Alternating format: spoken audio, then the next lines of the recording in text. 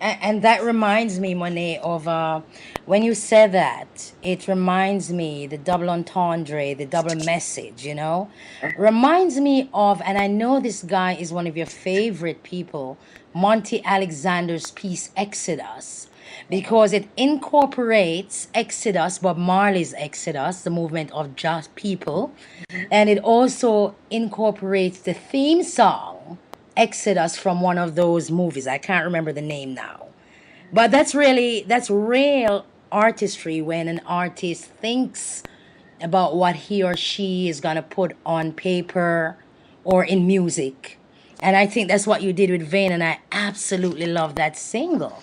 Now, your latest album is entitled Life Size Mirror. We have great news about that one.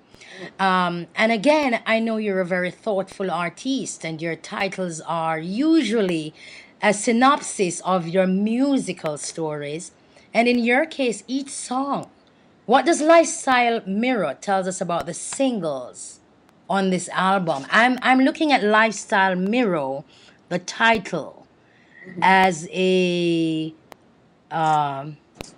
one title to describe a collage of pictures, as I would like to put it. That's Yes. what comes to my mind. So, what does Lifestyle Mirror tell us about your album, all the songs? Well, you're pretty much on point. Life size mirror um, is just that. Each song has a title that can take you in so many different directions. You can go so many different ways with them.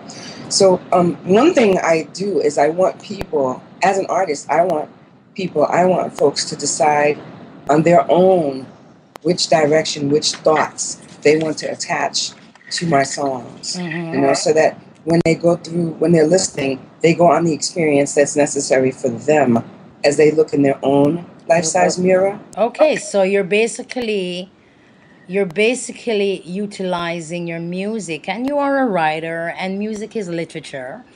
But just leaving it out there for people, you're challenging them actually to come up with a story. Are Yeah. you? Yeah, well, I mean, there things are going to come up in your.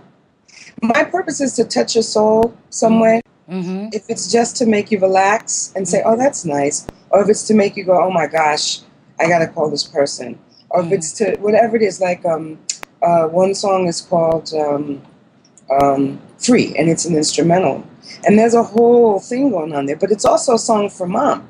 That's what the title of it is. For your mother. Yes. Okay. And my mom's name is Alfreda, and so, they called her Free sometimes. But see, you don't know all of that. You see, when you're actually looking at the title, and then as you listen to the song, you don't necessarily think that. But if you have a mom that moves around a lot and is very alive, then you can actually feel the lilt of your mother's pulse as you listen to that song. Right? And if you just personally need to be free, you feel the need to make your heart move that way so that you can feel free. If you are already feeling free, it's a background for you to come Okay. and smile with. Mm. You know? So your songs can be applied to any situation, to any person. You Right. leave them open. Now the album Life Size Mirror hit the Billboard charts upon release. Where's it at now? Well, we hit this week and we came in at 41 in the jazz charts. So we're pretty excited about that. Wonderful news, wonderful news. And you've been making the rounds, right? I've been trying. I did some interesting things. I was part of Dr. Bob Lee's WBLS Make the Grade benefit. That was really fun. My old colleague. Yes, yes. Yeah. Okay. What is your favorite cut on this album, though? Each cut speaks to me at different times.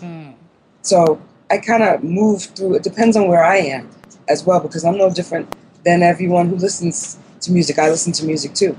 So there's so many different cuts on here that I love. It really depends on what I need at that moment, and that becomes my favorite. Okay, hold the thought, because I have here Hold Me Sweetly.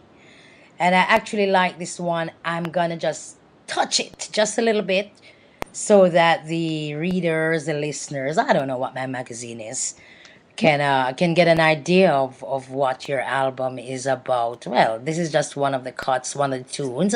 So let's listen to this one. It's called Hold Me Sweetly. And what was this one? What was going through your mind when you wrote this one? Oh, wow. Hold Me Sweetly is an ode to love, you know. Okay, so let's listen to it.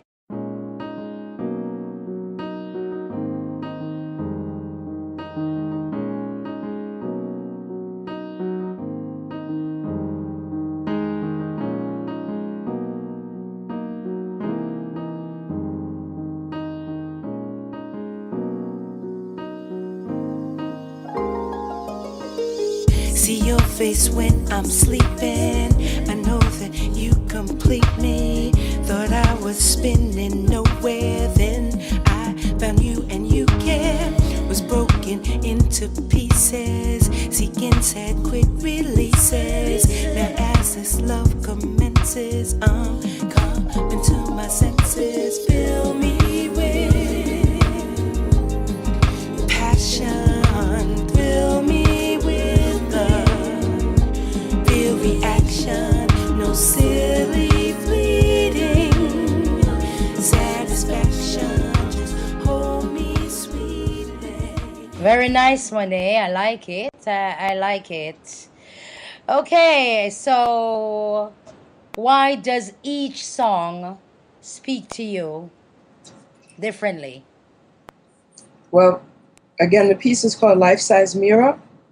And when I look in the mirror, I don't see the same thing all the time. Mm-hmm. So, as I said, these musical canvases all work at different moments of my life. So, it depends on where I am and what I'm thinking about. Okay, and this album seems to I like this. I actually love this, Scott. Where do I get your latest album? Well, I'm very excited because it's in a lot of places. If you're in the U.S. right now, in New York, it's at J&R Music World. Chicago, Dusty Groove has it. Atlanta, Moods Music. Seattle, Silver Platter. Los Angeles, Amoeba. Providence, Newberry Comics. Philadelphia, Jazz Sound. Chicago, The Music Experience. Richmond, BK Music. Virginia Beach, Birdland. Boston, Newberry Comics. Baltimore, Dimensions. You can also get it on in Portland, Music Millennium. Long Beach, California, VIP Records. Denver, Twist and Shout. San Francisco, Rasputin's. Washington, Kemp Mills. Detroit, Street Corner. Berkeley, Rasputin. San Francisco, Creative Minds. DC, Maryland, Kemp Mills. Sacramento, Dimple Records. So, there's a few places, and you can also download Life Size Mirror on iTunes, on CD Baby, and on Dusty Grooves. And do you have any PR events or concerts to support this soon, and where? I've been doing things. I was just at Sound of Market in Philly last weekend, and so I'm really telling folks to keep up with what I'm doing because things are coming up, and I'm parts of little things.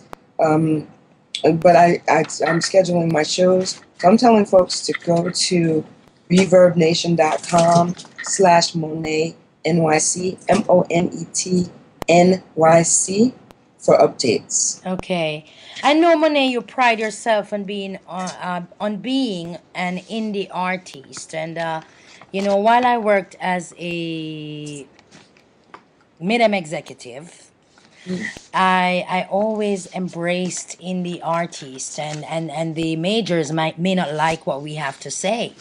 But I do believe that the best way to go is to continue being an independent artist because, one, my big thing was you don't have to share your money, and if you learn and if you have the right people in your corner, that's the business side of it I'm talking about. You can do the same things, generally speaking, that the big recording companies set out to do for you. They do the same thing when they go overseas to negotiate for you most of the times.